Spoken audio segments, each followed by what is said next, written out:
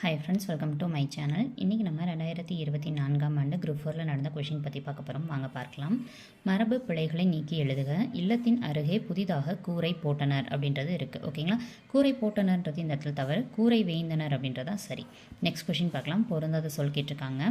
செப்பல் ஓசை, அகவல் ஓசை, துள்ளல் ஓசை, இது எல்லாமே பாவோடைய ஓசைகளில் வரும். ஓங்கல் ஓசைன்றது வராது. அப்போ இதுதான் தவறு.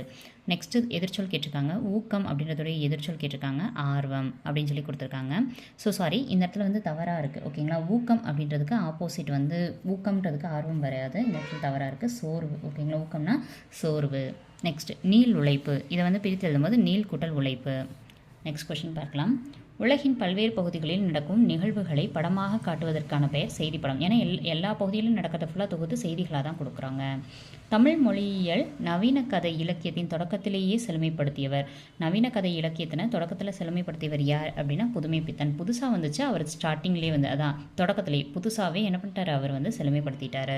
தெருக்கூத்தை தமிழ் கலையின் முக்கிய அடையாளமாக உருவாக்கியவர் யாருன்னா நாம் முத்துசாமி அவர்கள். இவங்க வந்து கலைஞாயிறுன்ற பட்டத்தில் வந்து அழைக்கப்படுகிறார். இவர் வந்து என்ன அப்படின்னா நாடக கலை மீட்டெடுப்பதான் தமிழோட வாழ்வோட குறிக்கோள் அப்படின்னு கூட சொல்லியிருப்பார்.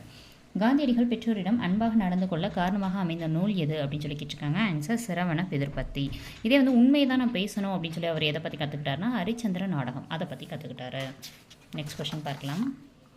11 என்றால், அதாவது 11 சித்தர்கள், 11 கீழ்கணக்கு இது மாதிரி சொல்கிறோம் இல்லையா? ஸோ அதில் 11 அப்படின்ற அந்த பொருளுக்கு அர்த்தம் கேட்டிருக்காங்க. 11 அப்படின்னா 18. நெக்ஸ்ட்டு இனியவை 40 பாடலின் ஆசிரியர் யாருன்னு கேட்டிருக்காங்க. ஆன்சர் பூதன் ஜெயந்தனார். ஓகேங்களா? இனியவை 40 அப்படின்றதுக்கு ஆன்சர் என்ன? பூதன் ஜெயந்தனார். பூ வந்து எப்போயுமே பூவோட வாசம் வந்து இனிமையாக இருக்கும் அப்படின்னு ஞாபகம் வச்சுக்கோங்க, மறக்காது. ஓகேங்களா? ஸோ வந்து மாற்றி இங்கே பூங்குன்றனார்னு போட்டக்கூடாது. ஓகேங்களா? பூதன் ஜெயந்தனார்.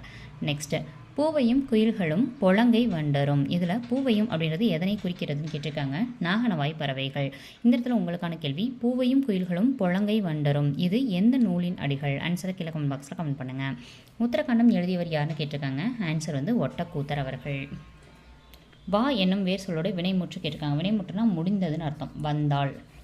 ராமன் வந்தான், இது எவ்வகை தொடர்னு கேட்டிருக்காங்க. எழுவாய் தொடர். ஏன்னா ராமன்றது ஒரு எழுவாய், பெயர் சொல். அப்போ பெயர் சொல்கிறது தான், பெயர் சொல்லுக்கு இன்னொரு தான் வந்து எழுவாய், எழுவாய் தொடர். ஓர் அடியுள் முதல் 3 4 சீர்களில் முதல் எழுத்து ஒன்றி வர நிற்பது, இரண்டாம் எழுத்து ஒன்றி வர தற்பது எந்த எதுகைன்னு கேட்டிருக்காங்க. மேற்கதுவாய் எதுகை. அதாவது மேற்கதுவாய் எதுகை அப்படின்றது 1 3 4 சேமாக வரும். இதே கீழ்கதுவாய் எதுகை அப்படின்னா 1 2 4 சேமாக வரும். ஓகேங்களா? ஸோ இந்த வீடியோ பிடிச்சிருந்துச்சுன்னா லைக் பண்ணிட்டு தொடர்ந்து ஃபாலோ பண்ணுங்கள். நம்ம சேனல் சப்ஸ்கிரைப் பண்ணிக்கோங்க. அடுத்தடுத்த வீடியோக்குள்ளே சந்திக்கலாம். இந்த வீடியோ எப்படி இருந்துச்சு அப்படின்றத மறக்காமல் கீழே கமெண்ட் பாக்ஸில் கமெண்ட் பண்ணுங்கள். தேங்க்யூ.